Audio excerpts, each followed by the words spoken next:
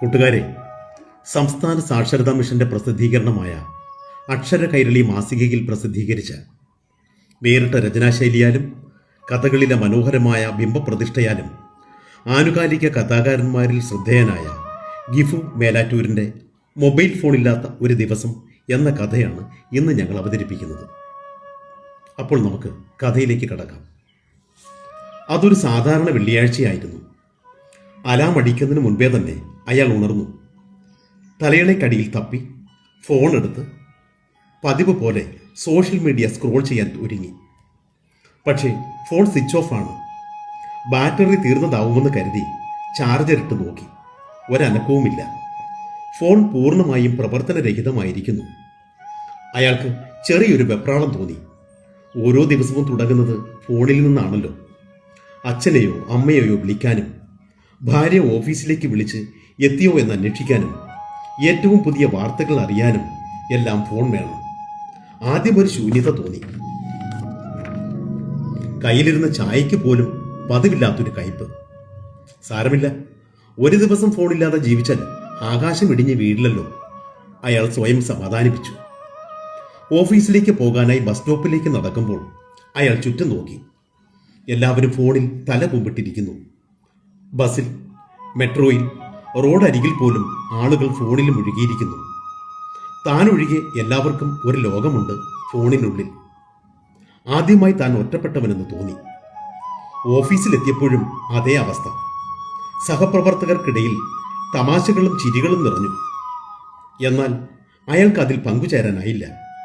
ഫോണില്ലാത്തതിനാൽ group ചാറ്റുകളിൽ നിന്നും online തമാശകളിൽ നിന്നും അയാൾ പുറത്തായി. ഉച്ചഭക്ഷണ സമയത്ത് പതിവില്ലാതെ തനിച്ചിരുന്നു.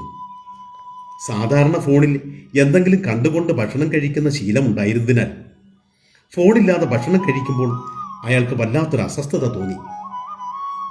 വൈകുന്നേരം ഓഫീസിൽ നിന്നിറങ്ങുമ്പോൾ അയാളുടെ ശ്രദ്ധ ആകർഷിച്ചത് റോഡരികിലെ ഒരു ചെറിയ ചായക്കടയാണ്.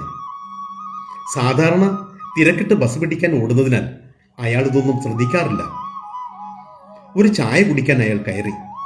ചായക്കടയിലെ റേഡിയോയിൽ പഴയൊരു പാട്ട് കേൾക്കുന്നു. ചായയുടെ മണം. ആളുകൾ തമ്മിൽ ചിരിച്ചും സംസാരിച്ചും ചായ കുടിക്കുന്നു.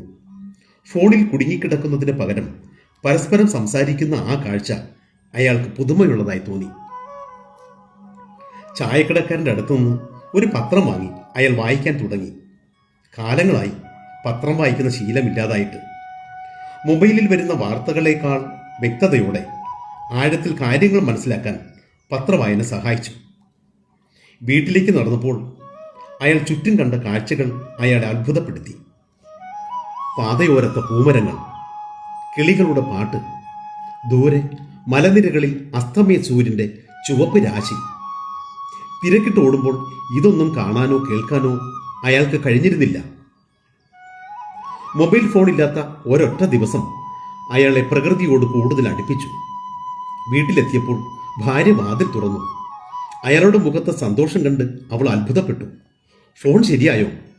രാവിലെ എത്ര വിളിച്ചിട്ടും കിട്ടിയില്ല, അവൾ ചോദിച്ചു. ഇല്ല ഷീബേ, എൻ്റെ ഫോൺ ഇപ്പോഴും കേടാണ്.